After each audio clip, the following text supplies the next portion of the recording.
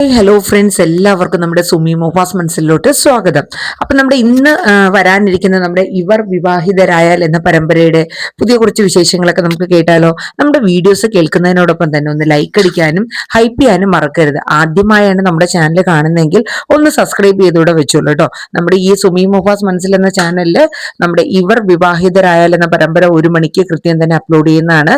രാത്രി 7 മണിക്ക് കാറ്റത്തെ കിളിക്കൂട് പരമ്പരയും അപ്ലോഡ് ചെയ്യുന്നുണ്ട്. അപ്പൊ നിങ്ങളുടെ എല്ലാവരുടെയും നല്ലൊരു സപ്പോർട്ട് പ്രതീക്ഷിച്ചുകൊണ്ട് ഇന്നത്തെ വിശേഷത്തിലോട്ട് നമുക്ക് കടക്കാം. അങ്ങനെ നമ്മുടെ ഭൂമി കട പൂട്ടിക്കൊണ്ടിരിക്കുകയാണ് കേട്ടോ. അപ്പം കട പൂട്ടി കഴിഞ്ഞിട്ട് രാത്രി 11 മണി വരെയാണ് ഭൂമി ഇപ്പൊ ടീ ഷോപ്പ് ഒക്കെ തുറന്ന് ഇരിക്കുന്നത്. കാരണം ഇനി അച്ഛനെ നല്ലൊരു ഹോസ്പിറ്റലിൽ കൊണ്ടുപോകാനോ അല്ലെങ്കിൽ പൈസയുടെ ഒക്കെ ആവശ്യങ്ങള് ഒത്തിരി ഉണ്ടല്ലോ. അപ്പൊ അതുകൊണ്ട് ഭൂമി കുറച്ച് കൂടുതൽ നേരമായിട്ട് ആ ടീ ഷോപ്പിലോട്ട് ചെലവഴിക്കുന്നുണ്ട്. ഇതേ സമയം നമ്മുടെ അജയ് ഒരു പോലീസ് കേസ്, എന്തോ ഒരു മരം മുറിക്കുന്ന അതിർത്തി ഇതിന്റെ ഒരു കേസ് നമ്മൾ അവിടെയുള്ള ഒരു കോൺസ്റ്റബിൾ ഏൽപ്പിക്കണം. അപ്പൊ അത് നാളെ തന്നെ പോയി അതിനൊരു തീരുമാനം ഉണ്ടാക്കണമെന്ന് ആ ഉദ്യോഗസ്ഥ പോലും ആ കോൺസ്റ്റബിളിനോട് നമ്മുടെ അജയ് പറയാണ്. അപ്പം അയാൾക്കറിയാം ഇത് രണ്ട് കുടുംബക്കാർ തമ്മിലുള്ള, കാരണം കറക്റ്റ് അവരുടെ അതിർത്തിയുടെ നടുക്ക് നിൽക്കുന്ന സംഭവമാണ്. അത് അങ്ങോട്ടും ഇങ്ങോട്ടും രണ്ടു കൂട്ടരും വിട്ടുകൊടുക്കാൻ പറ്റണ ഒരു കേസല്ല. അപ്പൊ അതുകൊണ്ട് ഇത് എന്റെ തലയിൽ തന്നെ സാറ് വെച്ച് തന്നല്ലോ എന്ന് ഇങ്ങനെ മനസ്സിൽ പറഞ്ഞുകൊണ്ടിരിക്കാൻ കേട്ടോ. എന്നിട്ട് അയാള് ഭൂമിയെ സമീപിച്ചാലേ പറ്റുള്ളൂ, അല്ലാണ്ട് ഒരു രക്ഷയില്ല. അങ്ങനെ അയാളെ നേരെ ഓടി ചെല്ലണം കേട്ടോ ഭൂമിയുടെ അടുത്ത്. ഭൂമി, ഒരു ചെറിയൊരു കേസ് പരിഗണിക്കാനുണ്ടല്ലോ, അതൊക്കെ നാളെ, ഇന്ന് ഞാൻ വീട്ടിൽ പോവാൻ നോക്കാം.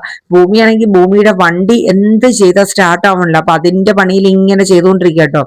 അത് കഴിഞ്ഞിട്ട് പിന്നെ അയാൾ കാര്യം പറയണ, അതായത് ഇങ്ങനെ രണ്ട് വീട്ടുകാരുടെ അതിർത്തിയിലുള്ള ഒരു മരം മുറിക്കാനാണ്. അപ്പം ഭൂമി പറഞ്ഞൊരു കാര്യം ചെയ്യുക, ആ മരം അങ്ങ് മുറിച്ച് രണ്ടുപേർക്കും ഈക്വൽ ആയിട്ട് അതിന്റെ പൈസയും കൊടുക്കുക. അതിന് മരം മുറിക്കാൻ അവർ സമ്മതിക്കില്ല, അതല്ലേ പ്രശ്നമെന്ന് ആ പോലീസുകാരൻ പറയാം. എന്നൊരു കാര്യം ചെയ്യാം, അടുത്ത വീട്ടിലെ ആൾക്കാരുടെ അടുത്ത് പഞ്ചായത്തിൽ ഒരു പരാതി കൊടുക്കാൻ പറയാം, ഈ മരം അമ്മിക്കുവാറും അവരുടെ വീട്ടിൽ വീഴുമെന്ന്. അപ്പോ ആ കോൺസ്റ്റബിൾ പറഞ്ഞ അതിന് അവര് പരാതി കൊടുക്കാനൊന്നും അവര് തയ്യാറാവില്ലല്ലോ. എന്റെ പൊന്ന് ബാബു ചേട്ടാ, അവര് പരാതി കൊടുക്കണം എന്നല്ല, പരാതി കൊടുത്തു എന്ന് നമ്മൾ അങ്ങ് വരുത്തി തീർക്കുക. എന്നിട്ട് ഈ രണ്ട് വീട്ടുകാരോടും ചെന്നങ്ങ് പറയുക. അപ്പോഴേക്കും പ്രശ്നം സോൾവ്ഡ്. അത് കേട്ടപ്പോ അയാൾ പറഞ്ഞു ഓക്കെ ഭൂമി, ഡബിൾ ഓക്കെ പറഞ്ഞു അയാൾ സന്തോഷമായിട്ട് പോവാണ്. ഈ സമയം നമ്മുടെ അജയ് വീട്ടിലോട്ട് പോകാൻ വേണ്ടി ബുള്ളറ്റ് എടുക്കാൻ വേണ്ടി വരണം കേട്ടോ. അപ്പം അജയ് നോക്കുമ്പം ഭൂമി ആ ടീ ഷോപ്പിന്റെ ഫ്രണ്ടിൽ വണ്ടി ഏതോണ്ടൊക്കെ ചെയ്തോണ്ടിരിക്കുക. ഇതെന്ത് പറ്റി, ഇന്ന് 11 മണി കഴിഞ്ഞിട്ട് പോകുന്നില്ലേ താൻ? ഇപ്പൊ ഞങ്ങളെ പോലെയുള്ള പാവങ്ങൾക്ക് ഡ്യൂട്ടി സമയം കൂടി കൂടി വരും സാറേ, അതാണ് അവസ്ഥ എന്നിങ്ങനെ പറയും കേട്ടോ. അപ്പൊ പറയും എന്തായാലും കൊള്ളാം. എന്റെ ഭൂമി പറയും, അതെ ഒന്ന് ഹെൽപ്പ് ചെയ്ത് തരാൻ പറ്റുമോ? എന്താണാവോ അജയ് ചോദിക്കും. അതായത് വേറൊന്നുമില്ല, എന്റെ വണ്ടി സ്റ്റാർട്ട് ആവണില്ല, ഒന്ന് നോക്കാവോ, അല്ലെങ്കിൽ എനിക്കൊരു ലിഫ്റ്റ് തരാവോ എന്ന് ചോദിക്കും. ബാ കേറ് എന്ന് പറഞ്ഞിട്ട് അജയ് ഭൂമിനെ ആ ബുള്ളറ്റ് കയറ്റി കൊണ്ടുപോകുന്നത് കേട്ടോ. അങ്ങനെ കുറച്ച് ദൂരം എത്തുമ്പോഴേക്കും ഭൂമി പറയും, എന്നെ ഏതെങ്കിലും ഓട്ടോ സ്റ്റാൻഡിൽ ഇറക്കി തന്നാൽ മതി, സാറ് ബുദ്ധിമുട്ടുണ്ടെന്ന് പറഞ്ഞു. അപ്പൊ ഞാൻ ആലോചിക്കാന്ന് അജയ് തിരിച്ചു മറുപടി പറയണ കേട്ടോ. അങ്ങനെ പേരും അങ്ങനെ പോകണം കേട്ടോ. അപ്പൊ ഈ പോകുന്ന സമയത്ത് നമ്മുടെ അഞ്ജന എന്തോ ഫ്രൂട്ട്സോ അങ്ങനെ എന്തോ മേടിക്കാൻ വേണ്ടിയിട്ടൊക്കെ ഒരു ഷോപ്പിൽ കയറി നിൽക്കുന്നു കേട്ടോ. അപ്പം ഇവര് കുറച്ച് ദൂരം പോയി കഴിയുമ്പോ ഭൂമി പതുക്കെ അജയുടെ അടുത്ത് പറയുന്നുണ്ട് കേട്ടോ, അതെ എന്റെ കണക്ക് കൂട്ടലുകളെല്ലാം തെറ്റാണ് സാറേ. അപ്പൊ ചോദിക്കും എന്താണോ എന്ന് ചോദിക്കുമ്പോ പറയും, അല്ല സാറിനെ കുറിച്ച് എനിക്കൊരു കൺസെപ്റ്റ് ഒക്കെ ഉണ്ടായിരുന്നു, ഒരു മനുഷ്യപ്പറ്റില്ലാത്ത ഒരു മൃഗത്തെ പോലെയാണ് എന്നൊക്കെയുള്ള ഒരു കൺസെപ്റ്റ് ആയിരുന്നു എന്റെ ഉള്ളില്.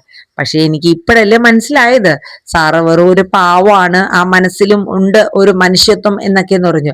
അപ്പൊ തന്നെ ബുള്ളറ്റ് അജയ് അങ്ങ് നിർത്തും കേട്ടോ. നിർത്തിയിട്ട് വരെ ഒന്ന് ഇറങ്ങാൻ പറയും. എന്നിട്ട് ആ റോഡിൽ ഇറക്കിയിട്ട് അജയ് വിട്ടങ്ങ് പോകും. നിന്റെ സർട്ടിഫിക്കറ്റിന്റെ ആവശ്യമൊന്നും എനിക്കില്ല എന്ന് പറഞ്ഞു. എന്നിട്ട് വണ്ടി നേരെ പോയിട്ട് ഇപ്പുറത്തെ കൂടെ വളച്ചെടുത്തിട്ട് വീണ്ടും വന്നിട്ട് പറയും കേറിക്കോ എന്ന് പറയും. എന്നിട്ട് ഭൂമി കയറും കേട്ടോ, പേടിപ്പിച്ച് കയറ്റാണ്. അങ്ങനെ കയറി കഴിഞ്ഞിട്ട് പിന്നെ നേരെ കൊണ്ടുവന്ന് ഭൂമിയെ വീട്ടിലോട്ട് ഇറക്കുകയാണ് കേട്ടോ. അപ്പം നമ്മുടെ അംബികയും അച്യുതനും ഇത്രയും നേരമായിട്ട് കാണുന്നില്ലല്ലോ. ലാസ്റ്റ് ആയിട്ട് വിളിച്ച സമയത്ത് കട പൂട്ടി ഇറങ്ങാനായിട്ട് പോണേ ഉള്ളൂ അമ്മയെന്നാ പറഞ്ഞത്. അങ്ങനെ അവര് ആകെ ടെൻഷൻ അടിച്ച് ഇങ്ങനെ ഇരിക്കുമ്പോഴാണ് അജയ് ബുള്ളറ്റ് കൊണ്ടുവന്ന് ഇറങ്ങണം. അപ്പൊ നമ്മുടെ അച്യുതം പറയും, അയ്യോ സി എ സാറാണോ എന്ന് പറഞ്ഞിട്ട് വിശേഷമൊക്കെ ചോദിക്കാൻ കയറിയിരിക്കാൻ പറയും. പിന്നെ ഒരിക്കലാവട്ടെ എന്നൊക്കെ പറയും കേട്ടോ. അപ്പം എന്നിട്ട് അംബികയെ കുറിച്ച് ചോദിക്കുന്നുണ്ട്. ഭൂമിയുടെ അമ്മ ഒരു ആർട്ടിസ്റ്റ് ആയിരുന്നു അല്ലേ എന്നൊക്കെ പറഞ്ഞ് അതിന്റെ കുറച്ച് കാര്യങ്ങളൊക്കെ അജയ് തിരക്കുന്നുണ്ട്. എന്നിട്ട് നമ്മുടെ അച്യുതം പതുക്കെ സിയുടെ അടുത്ത് ചോദിക്കുക, അല്ല സാറേ, ഒരു അമ്മയുടെയും മകളുടെ മിസ്സിംഗ് കേസിന്റെ ഒരു പോസ്റ്റർ ഒക്കെ ഒട്ടിച്ചല്ലോ, അതിനെന്തെങ്കിലും തീരുമാനം മറ്റോ ആയോ? അപ്പം പറയും, ഞങ്ങൾക്ക് ചെറിയ കുറച്ച് ഒന്ന് രണ്ട് ഇതൊക്കെ കിട്ടിയിട്ടുണ്ട്, താമസിയാതെ തന്നെ അവരെ കണ്ടുപിടിക്കും എന്ന് പറയുന്നതും അച്യുതന് ഭയങ്കര ടെൻഷൻ ആവുകയാണ്. കാരണം അച്യുതൻ അതൊന്നും അറിയാൻ വേണ്ടിയിട്ട് ചോദിച്ചതായിരുന്നു. അങ്ങനെ അജയ് പോണൂന്ന് പറഞ്ഞ് പോവാണ്. അപ്പൊ അതേസമയം രാത്രി അച്യുതനും അംബികയ്ക്കും ഒട്ടും തന്നെ ഉറങ്ങാൻ പറ്റുന്നില്ല. വെളിയിൽ ഇറങ്ങി നിന്ന് സംസാരിക്കുകയാണ്. അതായത് തന്റെ മകൾ അച്ഛന്റെ അടുത്തേക്കുള്ള ഒരു യാത്ര ഇങ്ങനെ പൊക്കോണ്ടിരിക്കുകയാണ്. അപ്പം താമസിയാതെ തന്നെ അവളത് തിരിച്ചറിഞ്ഞു കഴിഞ്ഞാൽ നമ്മളെ ഉപേക്ഷിച്ച് പോകുമോ എന്നൊക്കെയുള്ള ഒരു ഭീതി രണ്ടുപേരിലും ഉണ്ട്. അപ്പൊ അച്യുതൻ ഭൂമിയോട് പറയുന്നുണ്ട് രാത്രിയില്, മോളെ, നമുക്ക് നാളെ മറ്റന്നേ 2 ദിവസം കഴിയുമ്പോൾ നമുക്ക് നാട്ടിലേക്ക് പോവാട്ടോ എന്ന് പറയും. അവരിവിടെ വന്നിട്ട് ഏകദേശം 2 വർഷത്തോളം ആയിട്ടുള്ളൂ കേട്ടോ, അച്യുതനും കുടുംബവും. അപ്പം പോണോന്ന് പറയുമ്പോൾ ഭൂമി പറയും, അങ്ങനെ പെട്ടെന്നൊന്നും പോകാൻ പറ്റില്ല അച്ഛാ, അച്ഛന് അൾസറിന്റെ കുഴപ്പമുണ്ട്, അപ്പൊ നല്ലൊരു ഹോസ്പിറ്റലിൽ കാണിക്കണം, ട്രീറ്റ്മെന്റ് ചെയ്യണം, അപ്പൊ അതിന് പൈസ വേണം, അതുകൊണ്ട് എനിക്ക് കച്ചവടം ഒന്ന് നിർത്തി പെട്ടെന്ന് അങ്ങനെ വരാൻ പറ്റില്ല, അതൊക്കെ ഭേദപ്പെട്ടിട്ട് നമുക്ക് പോവാന്ന് പറയാം കേട്ടോ. അത് കേൾക്കുമ്പോൾ അച്യുതന്റെ മനസ്സ് വീണ്ടും ഒരു സങ്കടം ആവുകയാണ്. കാരണം തന്റെ മകളെ ആര് വന്നാലും ഞാൻ എൻ്റെ മകളെ വിട്ടുകൊടുക്കില്ല എന്നുള്ള വാശി തന്നെയാണ് അച്യുതൻ നിൽക്കുന്നത്. എന്റെ അംബികയുടെ അടുത്ത് പറയും, ഞാൻ എന്തായാലും ചില കാര്യങ്ങളൊക്കെ തീരുമാനിച്ചിട്ടുണ്ടെന്ന് പറയും. അംബിക ചോദിക്കുന്നുണ്ട്, അല്ല, ഈ ഭൂമിയുടെ അച്ഛനെ കുറിച്ച് എന്ന് കഴിഞ്ഞ ദിവസം അച്ചുവേട്ടൻ പറഞ്ഞല്ലോ, അതാരാ? അപ്പം അത് കറക്റ്റായിട്ട് അങ്ങോട്ട് പറയാറായിട്ടില്ല. ഞാൻ എന്തായാലും അയാളുടെ വീട്ടിലൊന്ന് പോണുണ്ട്, പോയി കാര്യങ്ങളൊക്കെ സംസാരിക്കട്ടെ, എന്നിട്ട് തീരുമാനിക്കാം എന്താണ് ഏതാണെന്നൊക്കെ ഉള്ളത്. അങ്ങനെ അച്യുതൻ അപ്പൊ അതൊക്കെ പറഞ്ഞിട്ട് ഭൂമി അവരുടെ കൂടെ കിടക്കണം എന്നൊക്കെ പറഞ്ഞ് അന്നത്തെ ദിവസം അവിടെ കിടക്കുകയാണ്.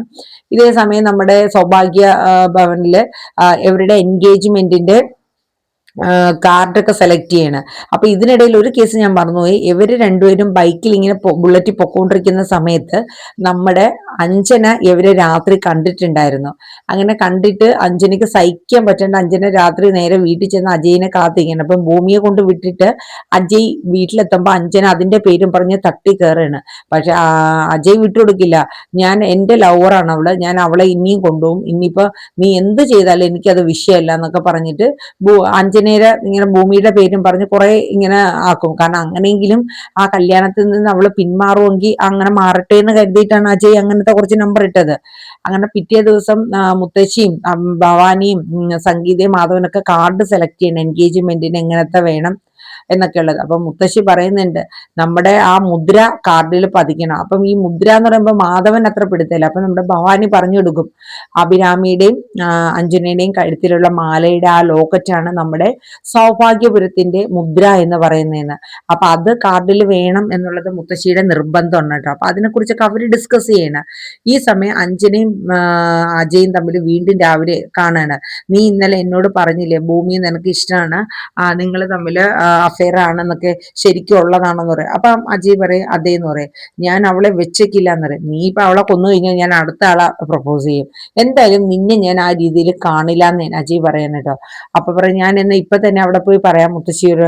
നീ പറയെന്ന് പറഞ്ഞ് അജയും അഞ്ജനയും കൂടെ നേരെ ചെല്ലുകയാണ്. എന്റെ മുത്തശ്ശി, എനിക്കൊരു കാര്യം പറയാനുണ്ടെന്ന് അഞ്ജന പറയും. എന്താ മോളെ പറയാ? അപ്പൊ എല്ലാവർക്കും പെട്ടെന്ന് ഒരു ടെൻഷൻ ആവും, എന്താ ഇനിയിപ്പോ ഇത് വേണ്ടെന്നെങ്ങാനാണ് അവള് പറയണത്. അങ്ങനെ അത് മുത്തശ്ശി ഈ എൻഗേജ്മെന്റ് ഇങ്ങനെയൊക്കെ പറഞ്ഞ് ഒരു ടെൻഷനിലോട്ട് കൊണ്ടെത്തിക്കും കേട്ടോ. എന്നിട്ട് പതുക്കെ പറയും, അതെ, എനിക്ക് സാരി ഉടുക്കാൻ പറ്റില്ല കേട്ടോ എൻഗേജ്മെന്റിന്. അപ്പൊ എല്ലാരും കൂടെ പൊട്ടിച്ചിരിക്കും കേട്ടോ അഞ്ജനയുടെ ആ ഒരു ഡയലോഗ് കേൾക്കുമ്പോ. അപ്പം അജയ് പെട്ടെന്ന് ബ്ലിങ്ക് ആയിപ്പോകും. കാരണം ഇവള് ഈ കല്യാണം നിശ്ചയം വേണ്ടാന്ന് പറയാൻ വന്നിട്ട് പെട്ടെന്ന് വിഷയം അങ്ങ് മറിച്ചു കളഞ്ഞല്ലോ. അപ്പൊ ആകെ ഒന്ന് ഡെസ്പായി പോകും. അങ്ങനെ അത് കഴിഞ്ഞ് അവര് പിന്നീട് അജയ്ക്ക് നിർബന്ധം സാരി തന്നെ ഉടുക്കണോന്ന്, പക്ഷെ എനിക്ക് പറ്റില്ല എന്നൊക്കെ പറഞ്ഞിട്ട് അഞ്ജന ചുമ്മാ അവര് ഇടയിൽ കിടന്നാക്കുകയാണ്. എന്നിട്ട് പിന്നെ അജയിനെ മാറ്റി നിർത്തിയിട്ട് പറയും, നീ എന്നെ കുറിച്ച് എന്താടാ കരുതിയത്? ഡൽഹിയിൽ എല്ലാ തറപ്പണികളും ചെയ്ത് ജീവിച്ചവളാ ഈ അഞ്ജന, ഞാൻ ഉദ്ദേശിച്ചിട്ടില്ല നിന്നെ വിടാൻ, എന്റെ പരിധി ഞാൻ നിന്നെ കൊണ്ടുവരുമെന്ന് വെല്ലുവിളിക്കുകയാണ്.